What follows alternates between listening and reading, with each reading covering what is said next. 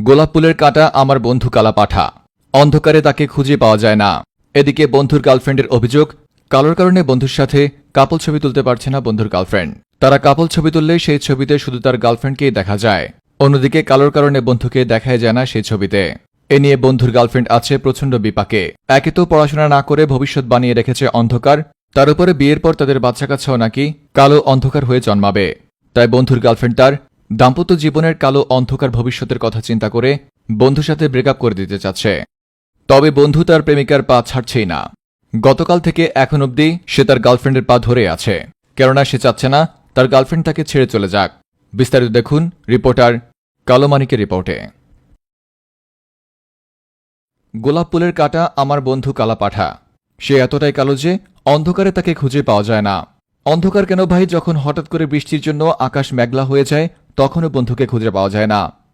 মাঝে মাঝে বন্ধুর দাঁত কিংবা চোখ দেখেই বোঝা যায় যে এটা আমার বন্ধু, কিন্তু তার অবয়বও অন্ধকারের সাথে মিশে যায়। ভাগ্য করে কোনো এক পুণ্যের কারণে বন্ধু পেয়েছিল একটা গার্লফ্রেন্ড, যদিও শুরুটা তার পায়ে ধরেই হয়েছিল।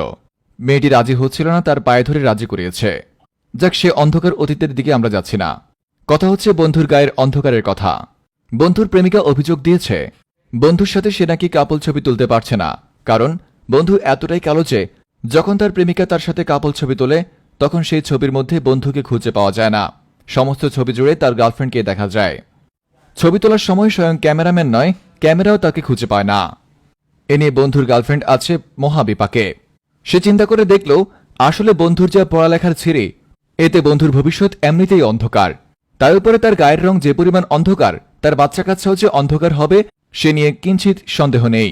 আর এজন্যই বন্ধুর প্রেমিকা তার অন্ধকার দাম্পত্য জীবনের ভবিষ্যতের কথা চিন্তা করে এখনই বন্ধুর কাছ থেকে ব্রেকআপ চেয়ে নিচ্ছে। এদিকে ব্রেকআপের খবর শোনার পর থেকে বন্ধু প্রচণ্ডভাবে ইমোশনাল হয়ে গেছে। যবে থেকে তার প্রেমিকার মুখে এটা শুনেছে তবে থেকে সে তার প্রেমিকার পায়ে ধরে বসে আছে। তার দাবি একটাই, কোনোভাবেই সে তার প্রেমিকাকে ছাড়তে চায় না। প্রয়োজনে মৃত্যুর শেষ পর্যন্ত সে তার পায়ে ধরে থাকবে। যদিও শুরুটাও তাদের পায়ে ধরেই হয়েছিল।